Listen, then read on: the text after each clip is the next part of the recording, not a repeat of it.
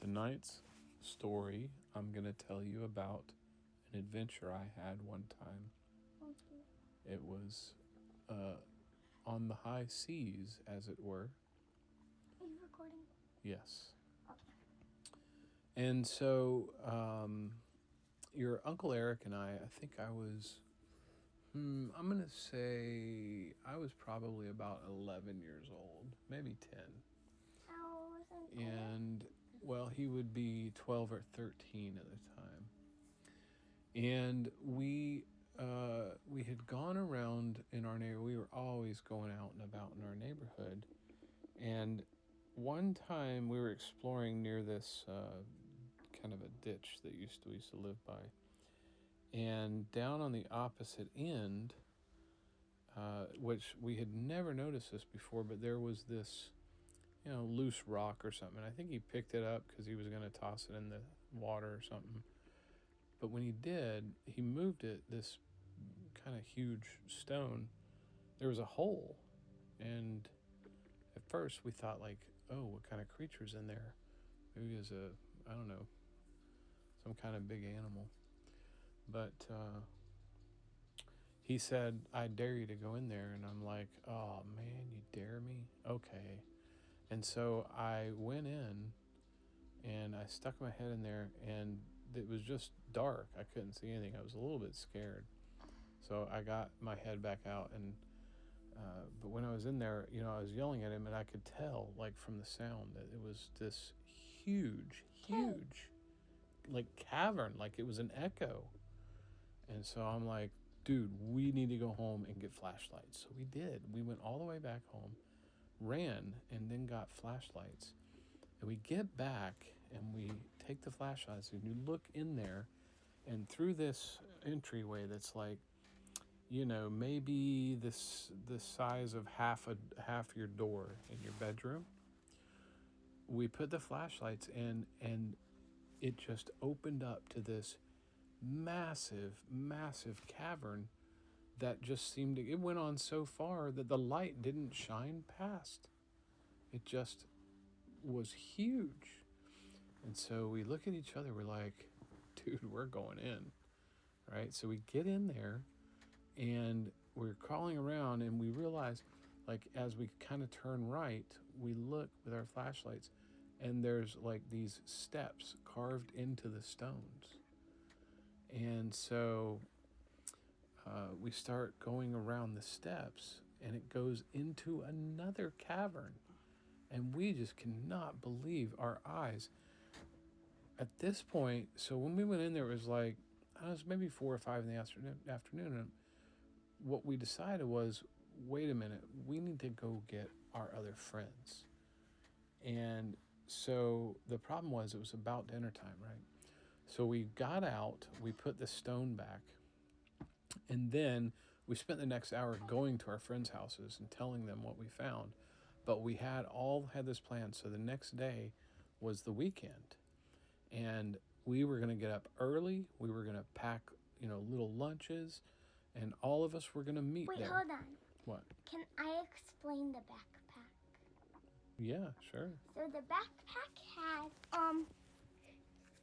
so you each could pack your own, and I'm assuming a few of them were girls. Mm-hmm. So since I'm a girl, I'm going to explain what the girls' backpack contents would be. So they would probably be like 9 or 10. Yeah. Right? Okay, so they're my age, which would probably be, if they're into drawing like I am, they would probably have a small stuffed animal, a yummy lunch, a sketchbook, pencils, pens, a tiny bathroom bag, like filled with contents like a bit of toilet paper, deodorant, and other stuff. Mm-hmm. Because like 10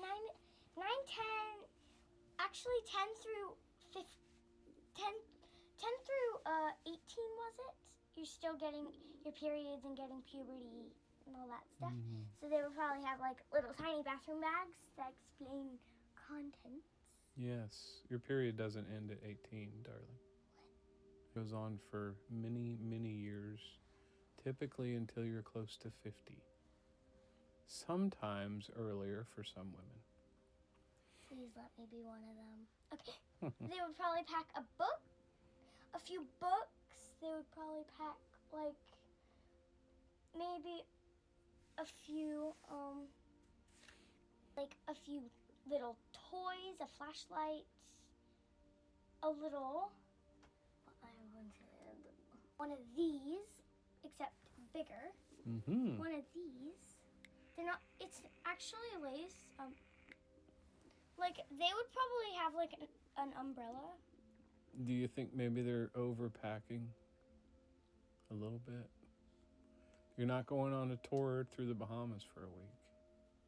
Oh, that's just a backpack. Yeah. Okay, so the girls packed all that stuff. The boys put a sandwich in a baggie and left the house. Typical boy.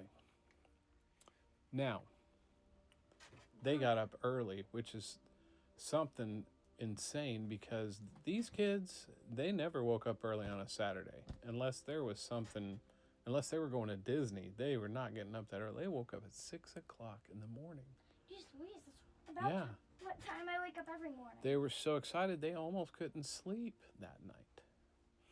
And so they all met out in front of our house on the street.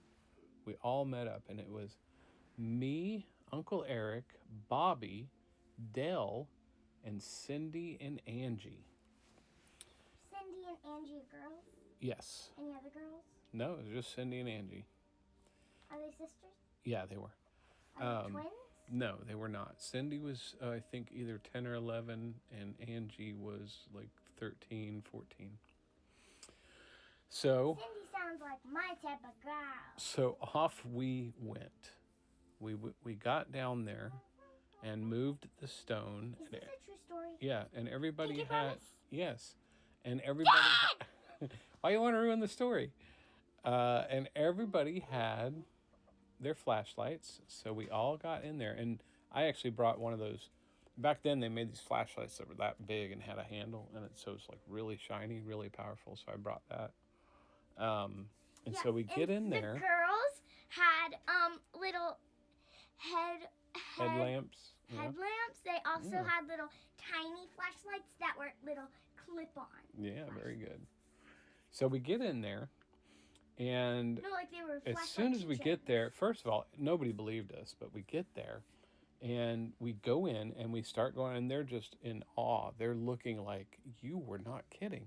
So we go down these steps, and we go around this corner into this other massive cavern, and I turn on the big flashlight.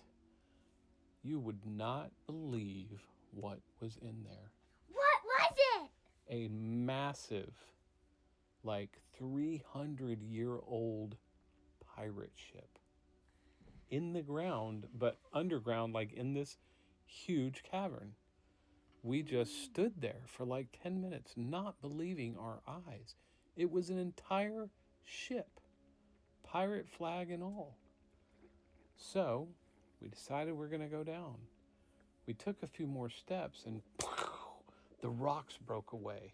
Angie almost fell off the cliff, and Bobby caught her just at the last second. It was terrifying. It was absolutely terrifying. She was very happy. He caught her, of course, and Cindy was starting to cry. But we said, okay, we're going to get through this. And so... Wait, Dale? Probably Dale is comforting Cindy. Possibly, yes. So we start heading again, just a lot more careful. And we get around to near the ship, and we see the way to get over is actually this old rickety bridge that's just made of rope and boards. Yeah, but then when all the boys are already halfway through, Cindy and Angie are barely on, and Cindy spots something shiny, and it's a zip line. So then the girls just use the zip line and get there 45 minutes faster. Well, here's what really happened, okay? We get there, and Dell steps onto the first board. He's holding on, it's real shaky. and boom, the boards break away. Now, Dell happened to be very strong. Luckily, he held the rope, but the entire thing just went whoosh. And we just looked and we're like, we can't get over to the ship. Dell was fine, by the way. He wasn't scared of anything. And so we decided we're going to have to figure this out, but we cannot tell anybody. If somebody finds out about this, it's not going to be our find anymore. Somebody else will claim it. So we decided, even though we didn't get very far, we were going to go back home and get the stuff that we needed to repair it. And that will be the story for this evening, and part 2 will be tomorrow. Are you putting me to bed tomorrow? Yes. How do you know?